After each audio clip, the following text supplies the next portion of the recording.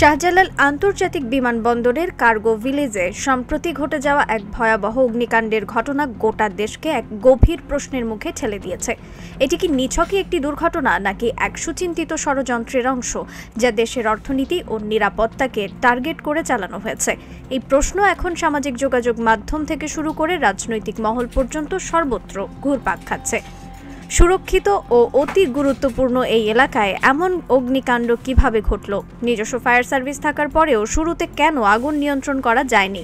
কারা ফায়ার সার্ভিসের গাড়ি প্রবেশে বাধা দিল? এসব প্রশ্ন এখন সাধারণ মানুষের মনে দানা বাঁধছে।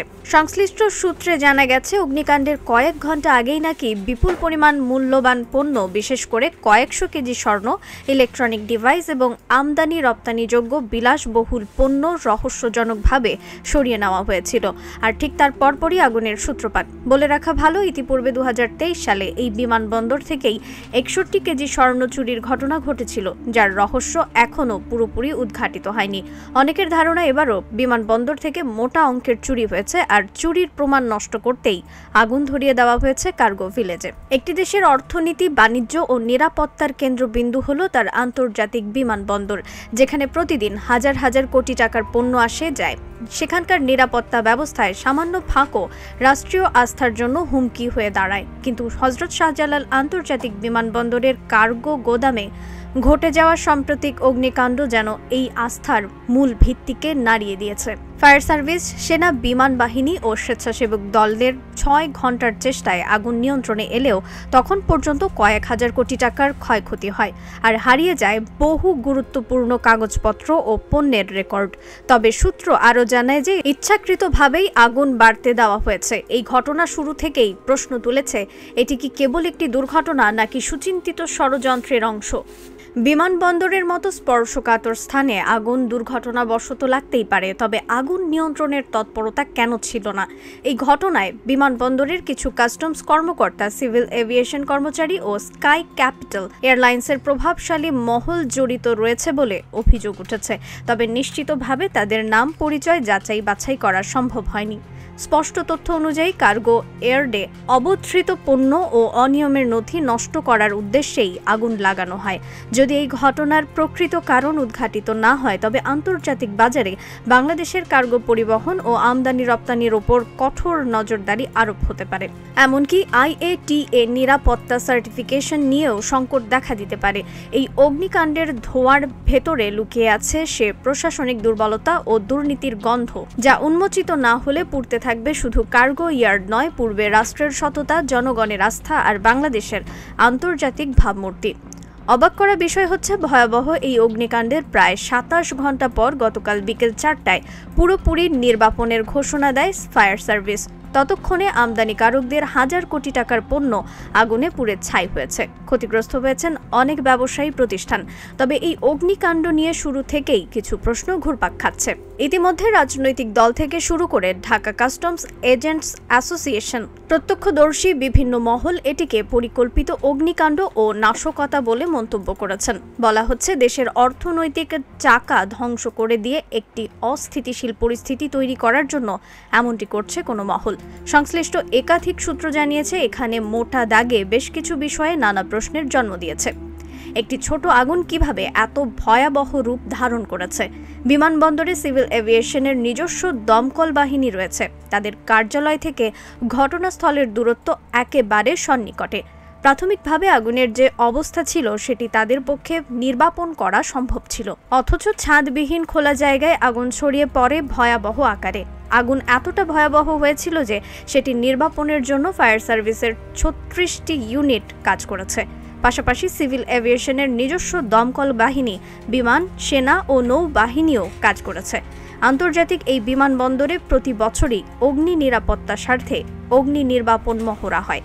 ডামি উড়োজাহাজ তৈরি করে সেটিকে আগুন লাগানোর পর ছুটে আসেন বিমানবন্দরের নিজস্ব ফায়ার ইউনিটের অত্যাধুনিক এয়ারপোর্ট ক্রাশ টেন্ডারগুলো। তখন বিমানবন্দরের ফায়ার কর্মীরা ডামি উড়োজাহাজের আগুন নিভিয়ে দেন। কিন্তু শনিবার যখন বাস্তবে কার্গো ভিলেজে আগুন লেগেছে, তখন তাদের কর্মক্ষমতা নিয়ে প্রশ্ন উঠেছে।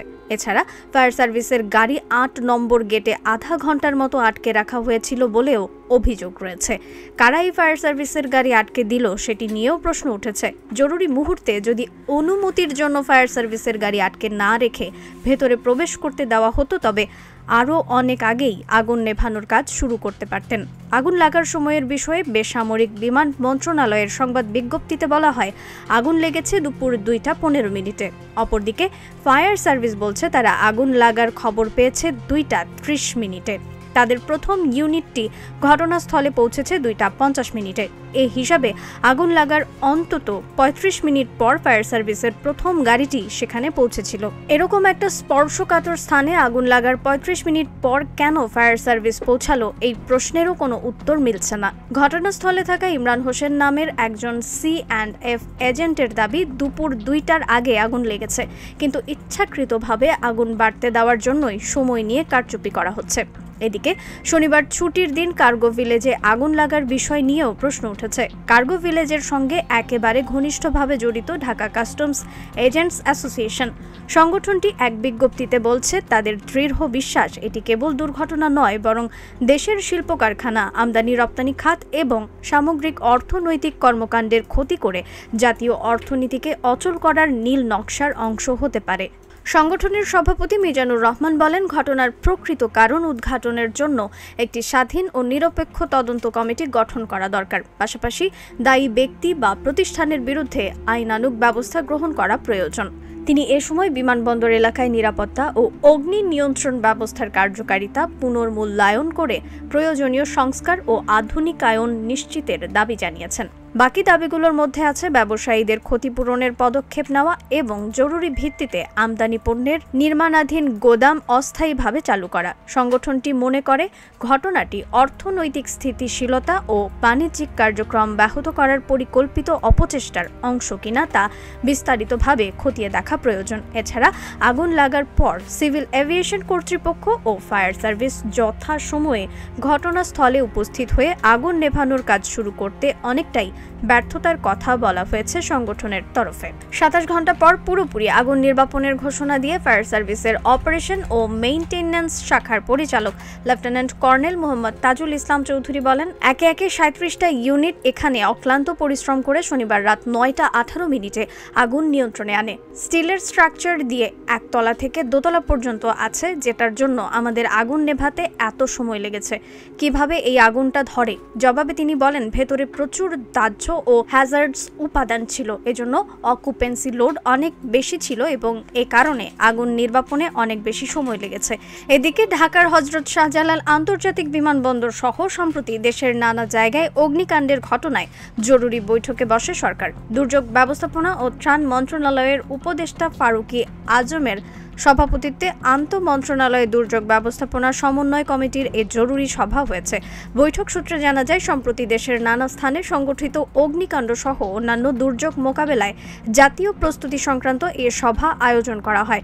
বিমানবন্দরের আমদানি কার্গো কমপ্লেক্সে অগ্নিকাণ্ডের ঘটনা নাশকতা না দুর্ঘটনা, এমন প্রশ্ন উঠেছে অনেকের মাঝেও।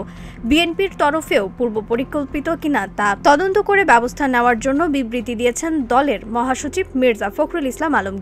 প্রধান উপদেষ্টার দপ্তর থেকে পাঠানো বিবৃতিতে বলা হচ্ছে, নাশকতা বা অগ্নিসংযোগের কোনো বিশ্বাসযোগ্য প্রমাণ পাওয়া গেলে সরকার তাৎক্ষণিক ও দৃঢ় পদক্ষেপ নেবে। সব মিলে এখন পর্যন্ত সবাই একমত হয়েছেন যে এটি পূর্ব পরিকল্পিত নাশকতা। আপনিও কি তাই মনে করেন? কমেন্ট বক্সে ইয়েস অথবা নো লিখে জানিয়ে দিন আপনার মতামত। রিফাত আরা ইসলাম, ভোরের আকাশ।